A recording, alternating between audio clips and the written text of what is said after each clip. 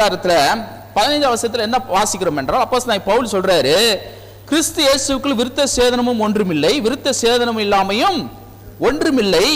என்ன சொல்றாரு? புது சிருஷ்டியே காரியம். இதான் டைட்டில், புதிய சிருஷ்டியே காரியம், புதிய சிருஷ்டி. அல்லேலூயா.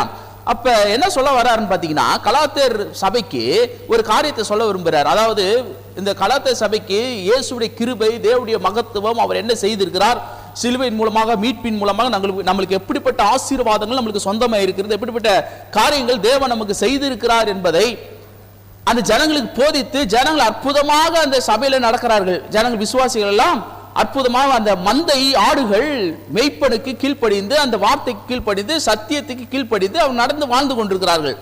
இப்ப இடையில பாத்தீங்கன்னா நிறைய பேர் நூதனமான முறையில யூதர்கள் உபதேசத்தை, துருபதேசத்தை திணிக்கிறார்கள். துருபதேசம் சொல்றதோட பழைய ஏற்பாட்டு காரியத்தை தப்பான விதத்துல அவங்க கனெக்ட் பண்றாங்க. அதாவது யூதர்களுக்கு எல்லாம் விருத்த சேதனம் கொடுக்கப்பட்டது இல்லையா? ஆபிரகாம் முதல் ஆரம்பித்து பிறகு எல்லாரும் யூதர்கள் எல்லாரும் 8ஆம் நாளிலே விருத்த சேதனம் செய்ய வேண்டும்.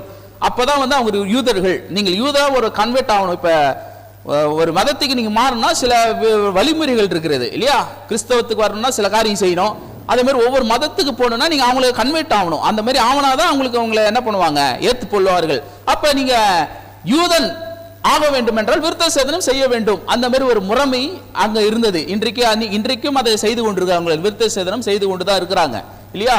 அப்ப அந்த விருத்த சேதனமும் ஒன்றுமில்லை, விருத்த சேதனம் இல்லாமல் ஒன்றுமில்லை. அப்ப என்ன சொல்ல வர்றாருன்னு பாத்தீங்கன்னா, அந்த சபையில பாத்தீங்கன்னா உபதேசங்கள், கிறிஸ்துவின் உபதேசங்கள் பரவலா இருந்தது. கிறிஸ்துவின் உபதேசம் எல்லாரும் கேட்ட அற்புதமான அந்த கிருபை, தேவனுடைய மகத்துவம், தேவனுடைய கிருபை, தேவனுடைய ஆசீர்வாதங்களை குறித்து கேட்ட சபை அது.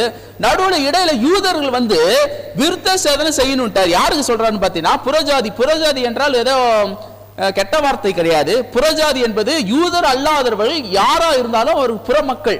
ஏனென்றால் அந்த காலத்துல வெறும் யூதர்கள் மாத்திரம் இல்ல, அங்க கிரேக்கியர்கள் இருந்தார்கள், கிரேக்க வார்த்தை பேசுறவர்கள் இருந்தார்கள், லத்தீன் பேசுற ரோமாபுரி மக்கள் இருந்தார்கள், எபிரேயர் பேசுற மாறி பேசுற யூதர்களும் இருந்தார்கள். அப்படிப்பட்ட இன்னும் சொல்ல போனா அது வர்த்தக நிறைந்த ஒரு இடமா இருக்கிறதுனால அநேக ஜாதிகள், அநேக மக்கள் அங்க இருந்ததுனால அதனால்தான் பாருங்க புறஜாதிகள். புறஜாதினா யூதர் அல்லாதவர்கள், அவர் யாரா புற மக்கள். அப்ப புறஜாதிகளாக, அதாவது யூதர் அல்லாதவர்கள் நீங்களும் என்ன செய்யணும், விருத்த சேதனம் செய்ய வேண்டும்.